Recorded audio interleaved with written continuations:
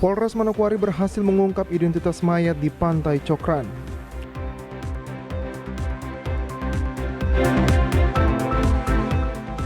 Kapolda Papua Barat menegaskan tidak ada toleransi bagi anggota yang membuat pelanggaran yang mencoreng nama baik institusi Polri.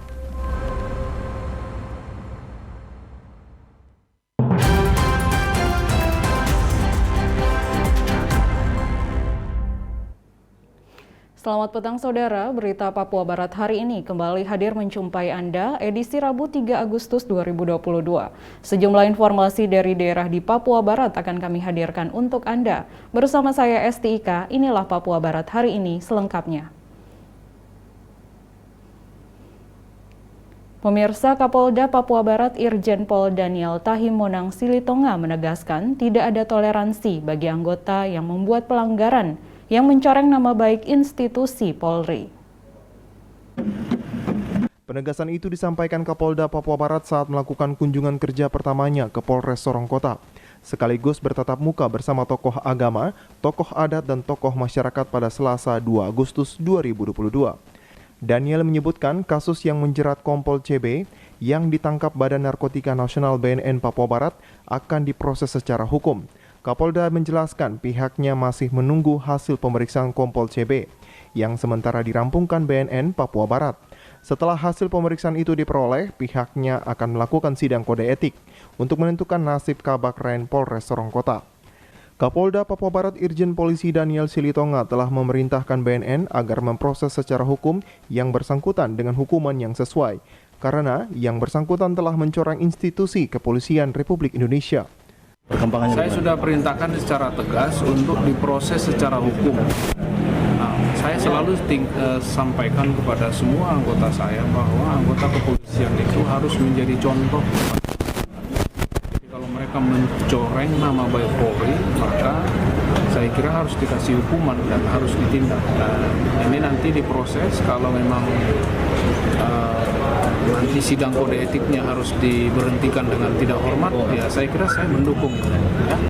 Ancaman kurungan badan dan pemecatan bakal diterima Kompol CB yang merupakan kepala bagian perencanaan di Polresta Sorong Kota, yang tertangkap Badan Narkotika Nasional di sebuah hotel di Kota Teminabuan, Kabupaten Sorong Selatan pada 17 Juli 2022 lalu saat sedang berpesta narkoba jenis sabu-sabu bersama rekannya. Dari Sorong, Mikal Jasman, TVRI Papua Barat melaporkan. Pemirsa, Sekretaris Daerah Provinsi Papua Barat Nathaniel D. Mandacan membantah terkait beredarnya sejumlah nama di media sosial terkait jabatan karateker. Menurut Sekda, ke-9 nama yang diusulkan pemerintah Provinsi Papua Barat sudah masuk ke Mendagri dan masih diproses. Saat ini untuk nama-nama karateker yang akan menjabat di 3 kabupaten oleh karateker yaitu Kota Sorong, Kabupaten Sorong, dan Kabupaten Maibrat sedang diproses Kementerian Dalam Negeri untuk segera dilantik di akhir masa jabatannya. Saat dikonfirmasi ke Sekretaris Daerah Papua Barat Nathaniel D. Mandacan mengatakan untuk pengusulan setiap kabupaten harus mengusulkan 3 nama yang akan dijadikan karateker. Dengan demikian dari 3 kabupaten tersebut terdapat 9 nama yang saat ini sudah diusulkan oleh Pemprov Papua Barat ke Kementerian Dalam Negeri. Para pejabat yang diusulkan juga harus disesuaikan dengan kemampuan seperti kepala dinas, asisten, dan juga staf ahli. Sedangkan untuk usulan dari DPR sudah terlambat karena nama-nama semuanya sudah diusulkan oleh pemerintah Provinsi Papua Barat. Sekda juga menegaskan bahwa nama-nama yang saat ini telah beredar di media sosial adalah tidak benar, sehingga masyarakat diharapkan tidak cepat mempercayai informasi tersebut. Ya. Berarti sudah Mendagri ya? Ya. Saya tidak bilang siapa. Tapi nama-nama yang bocor di media itu sudah Bapak? Ah, itu salah. Nama itu tidak. Itu namanya ya seperti sini bilang dia itu menurut dia. Ada informasi bahwa nama usulan itu berbeda dengan usulan dari DPR daerah setempat. Iya, memang beda. Itu kan yang dari DPR kan baru, maksudnya surat atau keputusan menteri itu kan baru saja. Jadi kita pakai aturan yang lama. Wah, usulan itu dari provinsi. Manusia mengusul dengan nama-nama yang ditentukan oleh provinsi, baik dari daerah maupun dari provinsi maupun dari kabupaten pejabat yang diambil. Bapak pejabat yang diambil itu kepala dinas atau asisten atau staf ahli Bapak? Nah itu ini sudah ada kepala dinas. Staf ahli? Oh ya, ada. Ada kepala dinas ya Bapak ya? Ya. Staf ahli dengan Kan kita asisten lihat, Bapak? lihat kemampuan toh. Asisten ada juga Bapak, kan ada 3 toh Bapak? Iya ada 3. Asisten daerah 1. ada Itu rahasia jabatan. Diharapkan kepada masyarakat di Papua Barat, terlebih khusus masyarakat di Kota Sorong, Kabupaten Sorong, dan Kabupaten Maibrat dapat menunggu hingga keluarnya keputusan Menteri Dalam Negeri untuk menunjuk nama pejabat karateker di 3 daerah tersebut. Jimmy Tabisu, TVRI Papua Barat melaporkan. Kebudayaan dan Pariwisata, jumlah SN CPNS. Identitas jenazah yang ditemukan pada Jumat 22 Juli 2022 lalu sekitar pukul 9 pagi di Pantai Cokran, Sowi, Distrik Manokwari Selatan berhasil diungkap oleh Polres Manokwari.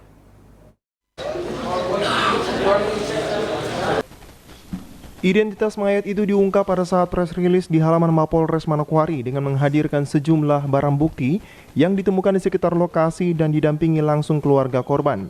Kapolres Manokwari AKBP Parasian Herman Gultom mengatakan, dari hasil pemeriksaan saksi-saksi di TKP bahwa mereka tidak melihat korban saat itu dengan orang lain, sehingga dapat disimpulkan sementara di TKP terdapat 1 buah botol minuman aqua milik korban yang digunakan untuk menegak obat sampai dengan beberapa hari kemudian, korban ditemukan sudah dalam keadaan meninggal dunia. Kemudian dari hasil visum disebutkan bahwa hasil pemeriksaan luar daripada korban telah meninggal sekitar 4 hari sejak korban ditemukan.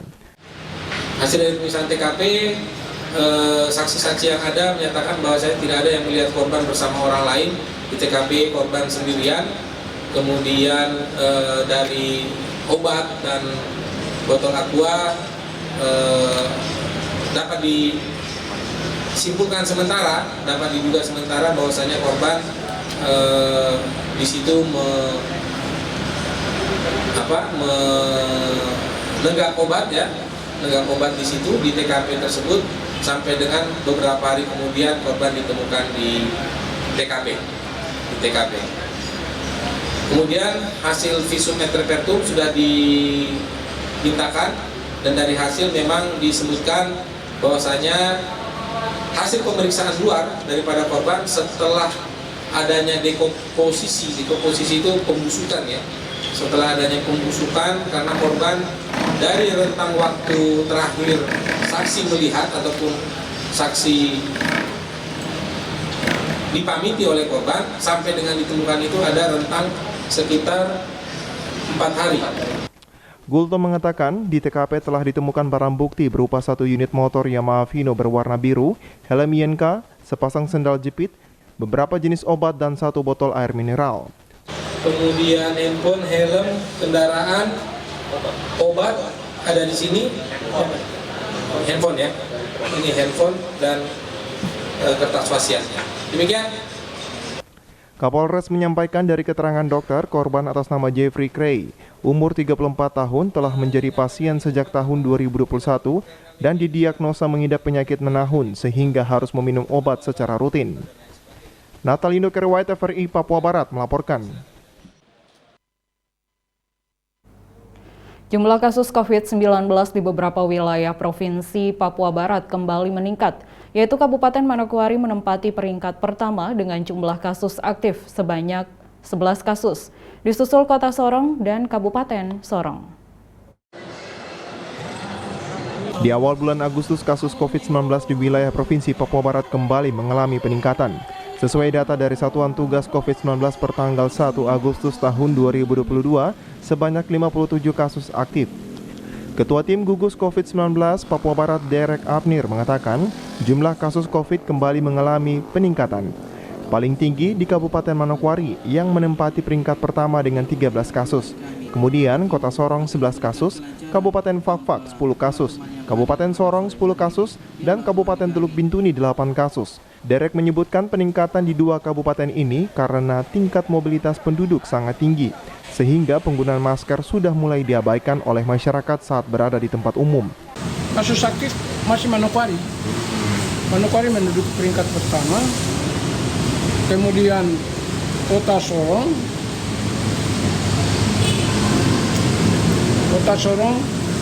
kemudian Kabupaten Fakfak, kemudian Kabupaten Teluk Bintuni. ini.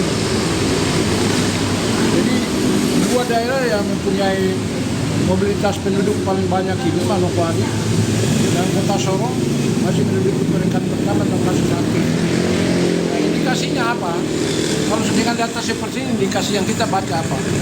Tingkat mobilitas penduduk tinggi, protokol kesehatan itu mulai diabaikan, kemudian upaya vaksin harus dipacu. Jadi Manokwari dengan Kota Sorong ya Bapak? Manokwari dan Kota Sorong. Manokwari menduduki peringkat pertama berdasarkan kasus aktif pagi ini. Kemudian Manokwari berapa Bapak? Khusus Manokwari? Manokwari. Iya.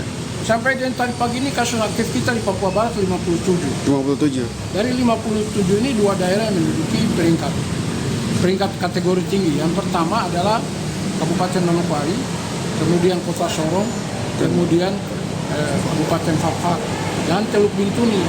Mengapa angka ini masih tinggi? Ya, tingkat aktivitas mobilitas penduduknya tinggi karena mengejar pertumbuhan mengejar aktivitas ekonomi sosial yang lain, dia mengabaikan protokol kesehatan. Sementara itu, per 30 Juli 2022, cakupan vaksin tahap pertama di Provinsi Papua Barat telah mencapai 64,5%. Sedangkan vaksin dosis kedua yaitu 46,8%, kemudian dosis ketiga baru mencapai 13,9%. Natalindo Kerwai, TVRI Papua Barat melaporkan.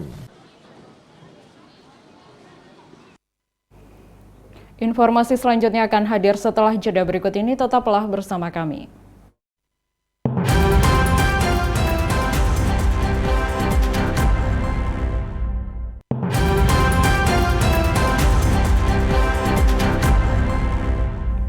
Terima kasih Anda masih bersama kami.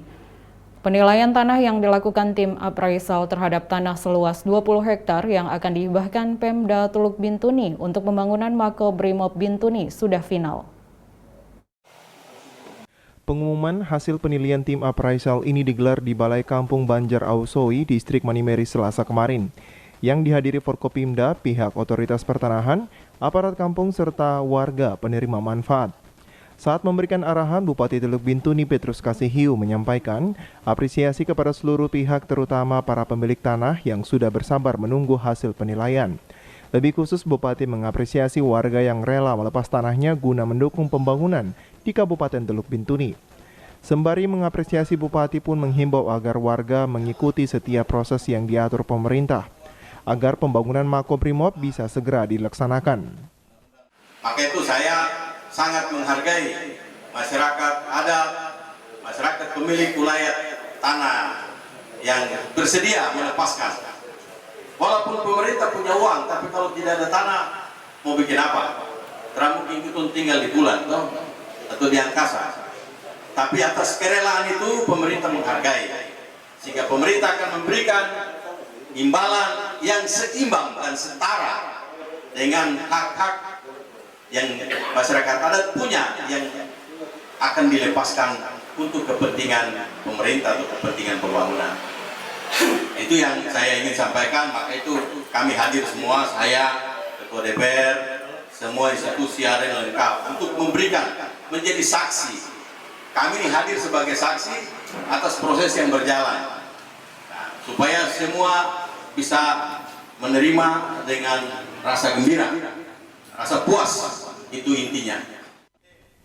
Sementara itu, Kepala Kantor Pertanahan Teluk Bintuni Bambang Sabta Nugraha menerangkan hasil penilaian yang diumumkan pihaknya merupakan hasil kerja internal tim appraisal.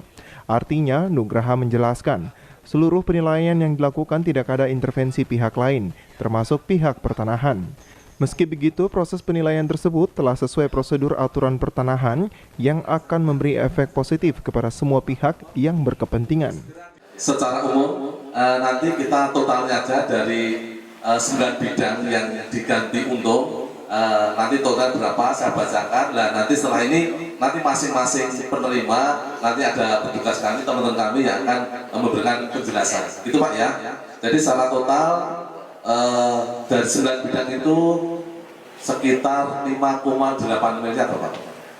5,8 miliar, nanti itu untuk masyarakat penerima. Jadi yang dinilai itu bukan cuma tanahnya Bapak, Jadi tanah dan bangunan kalau ada, tanaman juga dinilai Bapak. Sama mungkin masa tunggu Bapak. Jadi mungkin kalau ditanami mungkin berapa bulan nggak menghasilkan, nanti dihitung juga. Jadi kita nggak intervensi, jadi tim ahli yang menilai pressure gitu. Perlu diketahui Pemda Teluk Bintuni dalam hal ini Dinas Pertanahan dan Lingkungan Hidup telah mengalokasikan dana sebesar 10 miliar rupiah pada daftar pelaksanaan anggaran tahun 2022 untuk pembayaran ganti rugi tanah Makobrimob. Secara keseluruhan anggaran pelepasan tanah pada DPA dinas terkait di tahun 2022 ini selain untuk tanah Makobrimob disiapkan juga anggaran sebesar 40 miliar rupiah untuk pembayaran ganti rugi tanah bagi kawasan industri di Onar, Distrik Sumuri. Dari Teluk Bintuni, Valentino Wanma, TVRI Papua Barat melaporkan. Pemirsa, peringatan Hari Ulang Tahun Republik Indonesia ke-77 tahun 2022 memberikan berkah kepada pedagang bendera, banner, serta umbul-umbul. Dalam sehari mereka bisa memperoleh 1 juta hingga 3 juta rupiah dari hasil jualan yang dijajakan di pinggir jalan dalam kota Manokwari.